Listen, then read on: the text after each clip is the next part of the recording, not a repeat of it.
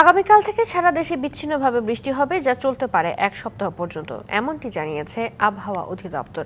সেই সাথে বজ্রপাতও হতে পারে। এদিকে গেল রাতে কিশোরগঞ্জের নিয়ামতপুরে ঝড়ে ঘরের উপর গাছ পড়ে নিহত হয়েছেন এক অন্তঃসত্ত্বা সহ 5 বছর বয়সী শিশু সন্তান।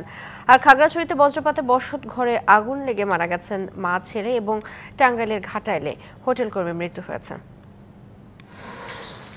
টানা তাপপ্রবাহের পর গেল কয়েকদিন ধরে দেশের বিভিন্ন স্থানে বিচ্ছিন্নভাবে বজ্র বৃষ্টি হলেও আগামীকাল থেকে সারা দেশে বৃষ্টিপাত হওয়ার সম্ভাবনা রয়েছে বলে জানিয়েছে আবহাওয়া বিভাগ।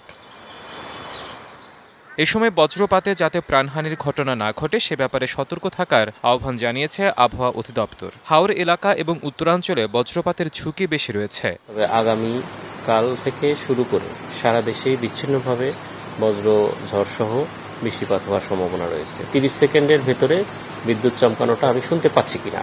যদি সেটা শুনতে পাই তাহলে বুঝতে হবে যে সেটা আমার দিকেই আসবে। এখন যে বজ্রপাতে প্রাণহানি ঘটছে সে ব্যাপারে জনগণের অনেকটা সচেতন থাকা দরকার। 1, 2, 3 ঢাকায় জমি জিতে নিন 100% ক্যাশব্যাক সহ 20 কোটি টাকার পুরস্কার। এদিকে কিশোরগঞ্জের করিমগঞ্জের নিয়ামতপুরে ঝড়ে ঘরের ওপর গাছ পড়ে অন্তঃসত্ত্বা নারী রূপতারা ও তার 5 বছর বয়সী সন্তান তাইজুল ইসলাম মারা গেছে। শনিবার রাত 11:30টার দিকে হাজিপাড়া ঘোনারবাড়ি গ্রামে এ ঘটনা ঘটে।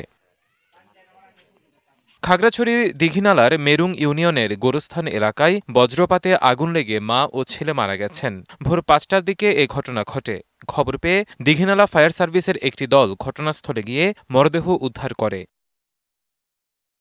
এছাড়া টাঙ্গাইলের ঘাটাইলে বজ্রপাতে এক হোটেল কর্মীর মৃত্যু হয়েছে।